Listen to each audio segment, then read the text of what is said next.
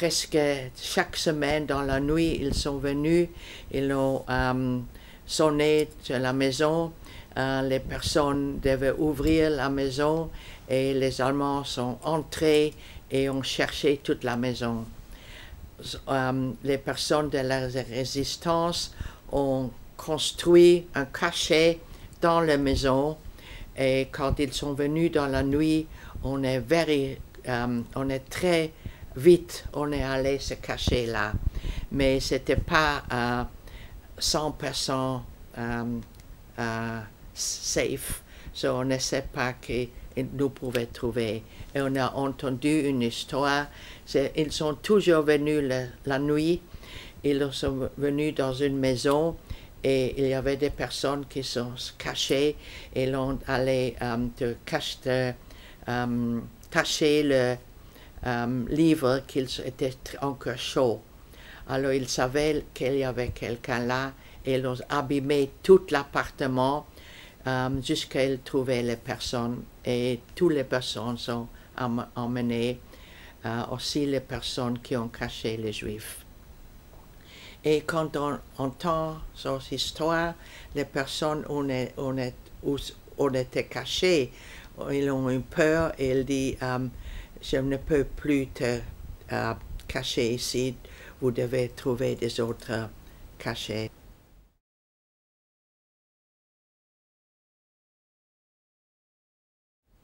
Nous avons changé à peu près 6 ou 7 fois le cachet, et mon père et mon frère aussi. Et en 1944, c'était déjà très difficile de trouver un cachet bien. Et mon père a téléphoné ma mère et dit « S'il vous plaît, tu dois me trouver quelque chose d'autre. » Et une infirmière hollandaise a répondu qu'elle savait une très bonne maison. Et elle a emmené mon frère et père là, mais elle était un collaborateur et elle travaillait avec les nazis et la maison était une maison de nazis. Dans cette maison, il y avait 200 personnes qui étaient trahies et presque tout le monde est mort. Et c'était une maison qui était très près à notre cachet. Et le dimanche, on était allé le visiter, mon frère et mon père. Et ils nous poursuivi. Et le lendemain, ils sont venus pour nous et nous ont arrêtés.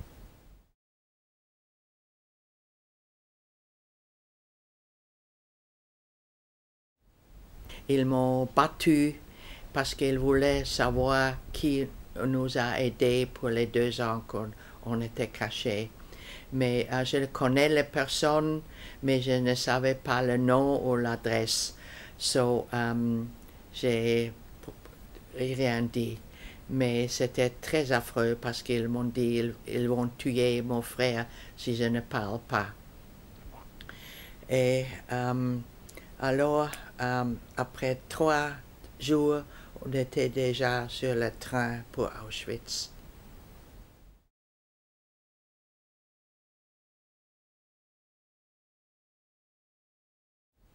On pouvait sentir le brûler de chair. C'était tout le temps dans l'atmosphère.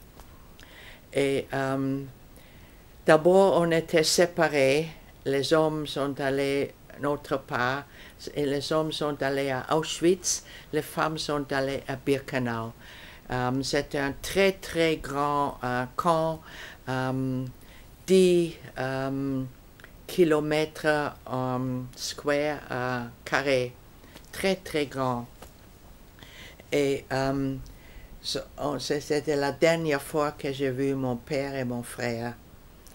Et alors, il y avait la première sélection. Le docteur Mengele, il était un propre docteur, mais il n'a pas fait quelque chose de courir de personnes. Il a décidé qui peut vivre et qui sera tué. Et il nous a regardé et il disait 7 côtés ou 7 côtés. Et à peu près le demi de notre transport était séparé de nous, était allé d'un autre côté. On ne savait pas qu'est-ce que ça va, où ils vont aller. On était allé dans une grande baraque. On devait se déshabiller complètement nus. Et les SS ont marché là et ont ri parce qu'on était très embarrassés naturellement. Et tous notre cheveux étaient coupés. C'était a fait beaucoup de mal. Et alors, tout le monde était tatoué avec un numéro. Et il nous a dit, tu n'as pas personne, tu es comme un animal. Et si on te veut, on va seulement compter le numéro.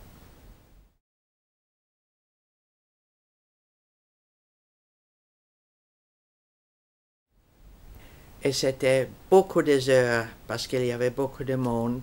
Et l'on dit que les personnes qui ont été séparées de nous, ils ont allé dans une douche, dans une grande baraque à faire un douche.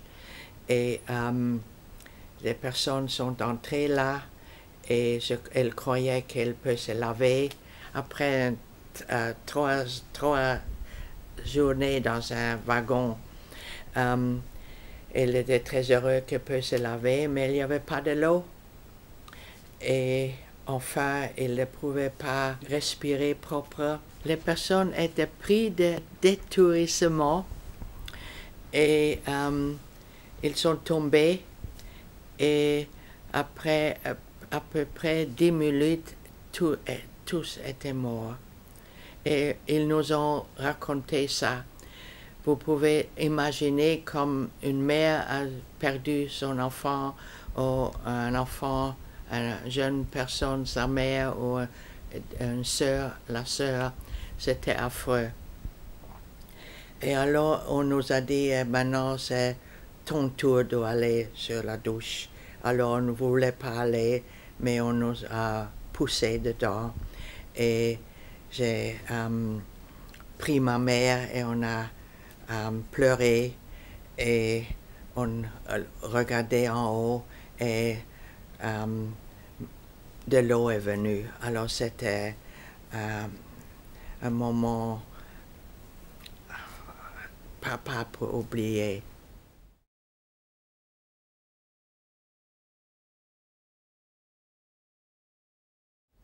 C'était seulement la première journée et après on est allé dans notre baraque. On a reçu un vêtement, c'est tout, et 2 souliers. C'était jamais quelque chose que c'est un père ou quelque chose qui était sa grandeur.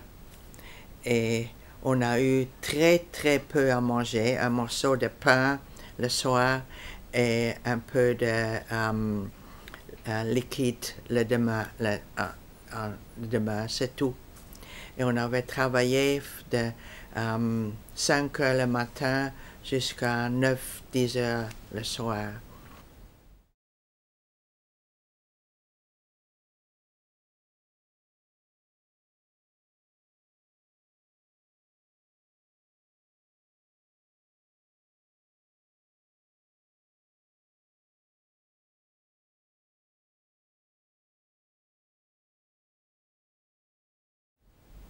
On attend la nouvelle de notre frère et mon père. Et après 6 semaines, on a eu une lettre du Croix-Rouge et il disait que mon frère et mon père est mouru quelques jours avant l'armée américaine a libéré le camp Mauthausen en Autriche. Alors c'était pour ma mère et pour moi la plus affreuse nouvelle qu'on pouvait avoir. Otto Frank est venu aussi il nous a raconté que sa femme et les deux filles mortes, elles n'ont plus revenu. Et quelques jours plus tard, il est revenu avec un petit paquet et il a dit, je dois vous montrer quelque chose. Et il a ouvert c'est très gentiment et il avait eu le cachet du journal d'Anne. Il a lu quelques phrases, mais il commençait de pleurer. Il ne pouvait pas le lire. Il a pris 3 semaines de le lire, le petit livre. Le petit livre lui donnait l'espoir de regagner une vie de nouveau. Il était très très fier de ce qu'Anne a écrit. Et il a beaucoup de fois dit, je ne connais pas ma petite fille. Et il parlait toujours d'Anne.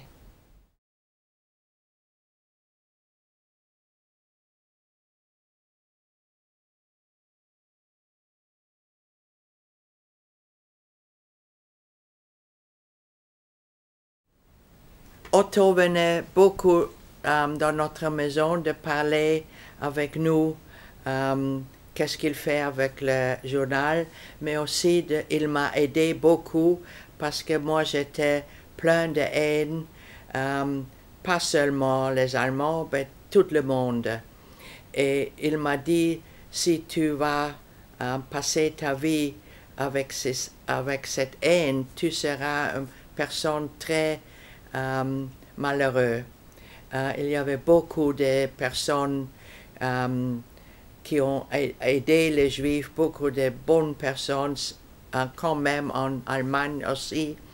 Et tu dois porter un sourire sur ton visage et aller dehors et tu vas voir qu'il y a beaucoup de bonnes personnes aussi. Alors il m'a aidé beaucoup de être capable de faire une vie normale de nouveau. Ma mère et moi, on dit beaucoup de fois qu'est-ce qu'avec mon frère et son fils Heinz, qui était il avait beaucoup de talent, était un musicien, mais aussi un artiste. Et il a écrit beaucoup de poèmes et personne ne sait de sa vie. Alors, j'étais très triste de ça. Il y a 6 ans que j'ai écrit un autre livre de Heinz, de sa vie, parce que il a eu très peur de mourir. Et mon père lui a dit, rien se perd, toutes les choses que tu as fait, quelqu'un va le savoir. So, avec ce livre, beaucoup de personnes ont lu et aussi j'ai trouvé 30 peintures de mon frère et je les donnais dans le musée de résistance à Amsterdam. Et maintenant, beaucoup de personnes ont regardé les peintures et lu about son vie. Alors c'est très important pour moi et pour ma mère.